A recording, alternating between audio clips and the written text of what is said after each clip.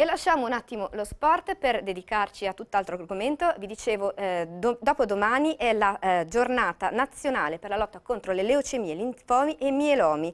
E per parlare di questo argomento abbiamo con noi Giovanni Alliata, che è il presidente di AIL per il Veneto, che è l'associazione appunto che si occupa della lotta a queste malattie. Buongiorno. Buongiorno, grazie. Ecco, ci spiega che cosa succede il 21 giugno? Il 21 giugno è una tradizione lungamente consolidata, da 14 anni si celebra questa giornata all'inizio dell'estate per la lotta contro le leucemie, per la ricerca e per l'assistenza ai nostri pazienti.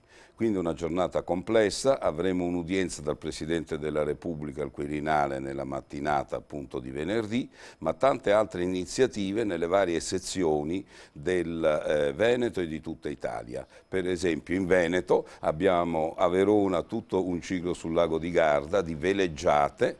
Avremo a Venezia, al Salone Nautico, di cui anche si è parlato prima, una tavola rotonda sulla salute vien vogando, perché è importante la vela, è importante la voga, e infine il 30 di giugno il Delta del Po, numerose sezioni, Padova, Rovigo e Venezia dell'AIL, una gita in barca, perché anche quello è molto importante. Tutte queste iniziative coinvolgono i pazienti e i loro parenti, coinvolgono medici e infermieri, ma soprattutto coinvolgono i nostri tantissimi volontari, perché in tutte le regioni, in tutte le province d'Italia, AIL, 81 sezioni provinciali autonome ma molto collegate, muovono migliaia e migliaia di volontari. Che cosa fa esattamente AIL? AIL fa oramai da 50 anni, perché quest'anno è il 50esimo, per la lotta contro leucemie, linfomi e mieloma, sono i tumori del sangue. Significa da un lato finanziare la ricerca, quindi abbiamo dei consorzi molto importanti che hanno portato l'ematologia italiana a essere una delle prime del mondo, significa sostenere le strutture ospedaliere, perché dove ad esempio lo Stato o le USL non arrivano, noi facciamo un ruolo diciamo succedaneo, quindi fornendo attrezzature, fornendo pubblicazioni scientifiche, soprattutto finanziando tantissime borse di studio e contratti di ricerca, quindi medici, infermieri, psicologi, data manager, e inoltre e soprattutto è essere a fianco delle famiglie. Ci sarà anche un numero verde a cui si può fare riferimento? Importantissimo, la giornata del 21 di giugno dalle 8 della mattina alle 8 di sera ci saranno 8 ematologi e uno staff importante di esperti che daranno indicazione sia sulle malattie sia sui centri di cura.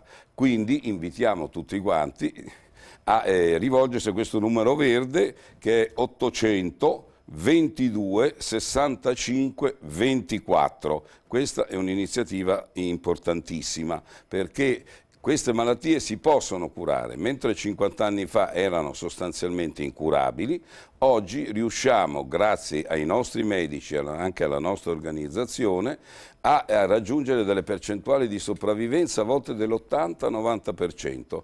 Ci sono terapie innovative, è importante dare anche alla gente questa sensazione che stiamo andando avanti ogni mese, ogni 6 mesi, ogni anno. Una volta era obbligatorio pesanti chemioterapie, il trapianto di midollo osseo. Oggi in certi settori hanno scoperto diciamo, i ricercatori e i medici dei farmaci assolutamente innovativi per cui con dei farmaci molto meno pesanti diciamo, si riescono a controllare queste malattie e spesso a risolvere anche completamente e uscire fuori da questo che sarebbe un incubo. Beh, io ringrazio Giovanni Alliata e invito tutti comunque a partecipare il 21 alle iniziative dell'associazione e a contattare, sì, a diventare ecco, volontari. È importante, esatto, ci servono tantissimi volontari e vedete sul sito www.ail.it c'è tutta l'informazione generale e sui siti di ciascuna delle nostre sezioni provinciali,